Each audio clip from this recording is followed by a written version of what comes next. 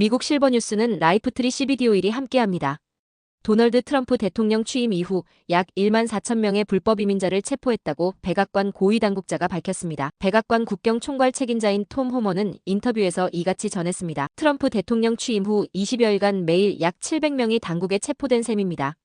체포된 사람들 가운데 범죄 이력을 갖고 있는 불체자가 몇 명인지는 구체적으로 밝히지 않았습니다. 백악관은 미 전역에 적법한 서류가 없고 범죄 이력이 없는 이민자가 60만 명이 넘을 것으로 추산하고 있습니다. 호먼 책임자는 트럼프 대통령 취임 이후 무단으로 국경을 넘었다가 단속된 이들은 92% 줄었다고 주장했습니다. 미국의 지난달 소비자 물가지수 상승률이 다시 3%대에 진입하며 시장 예상을 웃돈 것으로 나타났습니다. 연방노동부는 올해 1월 소비자 물가지수가 전년 동기 대비 3% 올랐다고 발표했습니다. 지난해 12월 2.9%보다 상승폭이 확대된 수준으로 전망치 2.9% 역시 상회했습니다. 전체 품목 상승분의 30%를 차지하며 계속해서 인플레이션 하락의 발목을 잡고 있는 상황입니다. 노동시장이 여전히 견조한 상황에서 인플레이션까지 반등하면서 패드의 금리 인하 재개 시점은 더욱 늦춰질 것으로 예상됩니다. 제롬 파월 연준 의장도 어제 연방의회에 출석해 우리는 경제에서 상당히 좋은 위치에 놓여 있고 인플레이션에 더 많은 진전을 이루길 원한다며 추가 금리 인하를 위해 서두를 이유가 없다고 밝혔습니다. 도널드 트럼프 대통령은 오늘 블라디미르 푸틴 러시아 대통령과 우크라이나 전쟁을 끝내기 위한 협상을 시작하기로 합의했다고 발표했습니다.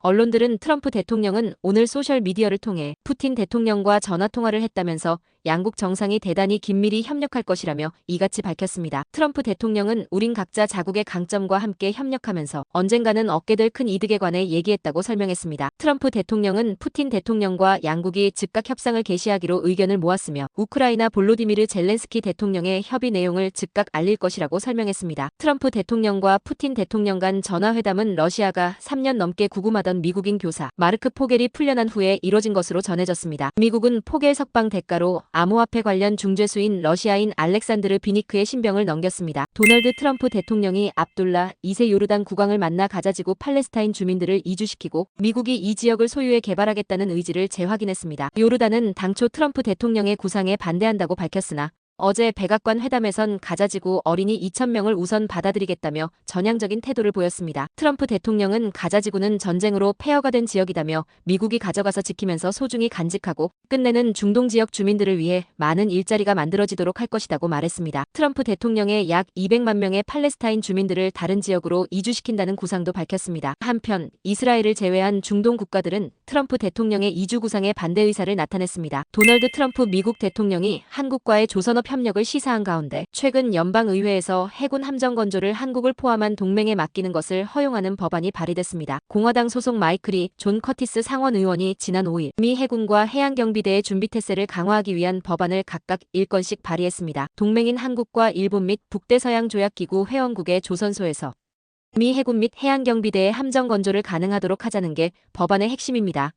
현행법으로는 이처럼 외국에서 군함을 건조하는 건 불가능합니다. 미국 내 해상 운송은 미국에서 건조되고 미국 시민이 소유하며 미국인이 승선한 선박만 가능하다는 규정도 있습니다. 한마디로 이런 법적 제한을 동맹에 한해 풀자는 것입니다. 다만 법안에선 외국 조선소에서의 건조 비용이 미국 조선소보다 낮아야 한다는 조건을 달았습니다. 또 동맹국 조선소라 해도 중국 기업이나 중국에 본사를 둔 다국적 기업이 소유 운영하면 해당이 안 됩니다. 현재 미국의 동맹 중 첨단 함정을 미국보다 저렴하게 건조할 역량을 보유한 국가는 사실상 한국과 일본뿐입니다. 한국뉴스입니다. 야권의 명태균 특검법 처리가 속도를 내는 가운데 국민의힘 의원들이 강하게 반발하고 있습니다. 국회 법제사법위원회가 발의 하루 만에 명태균 특검법을 상정했습니다. 명태균 특검법은 특검이 수사 도중 포착한 범죄 혐의도 수사할 수 있도록 하고 있습니다. 윤석열 대통령 부부뿐 아니라 명 씨의 폭로에서 이름이 오르내린 오세훈 서울시장과 홍준표 대구시장 등도 수사 대상이 될 수 있는 겁니다. 명태균 씨는 누구 덕에 서울시장, 대구시장 앉은 자들이 면회는 못 올 망정 자신을 고소했냐며 떳떳하면 특검법에 찬성하라고 옥중 입장문을 냈습니다. 법사위는 야권 주도로 명 씨를 오는 19일 증인석에 세우기로 결정했습니다. 김용현 전 국방장관의 군사보좌관이 검찰 조사에서 계엄 해제 직후 윤석열 대통령이 국회에 병력 1,000명은 보냈어야 한다며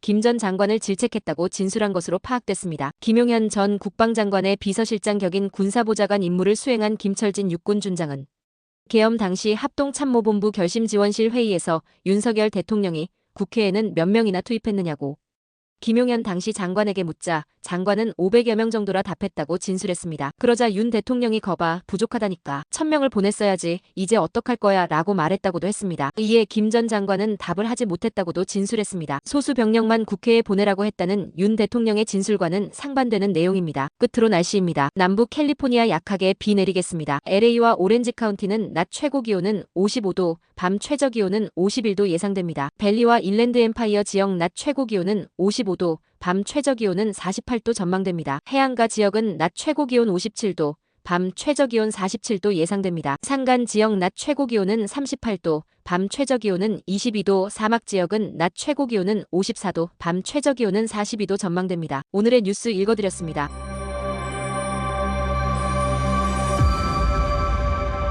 고맙습니다.